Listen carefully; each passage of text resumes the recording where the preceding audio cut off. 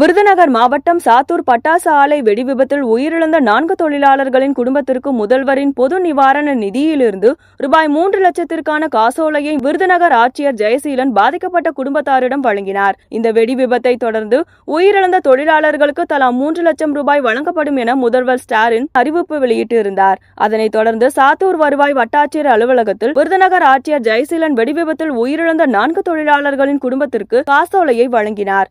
மேலும் வெடிவிபத்தில் உயிரிழந்த தொழிலாளர்களின் குழந்தைகள் கல்வி மற்றும் வேலை வாய்ப்புக்கு வழி செய்வதாக ஆட்சியர் உறுதியளித்தார்.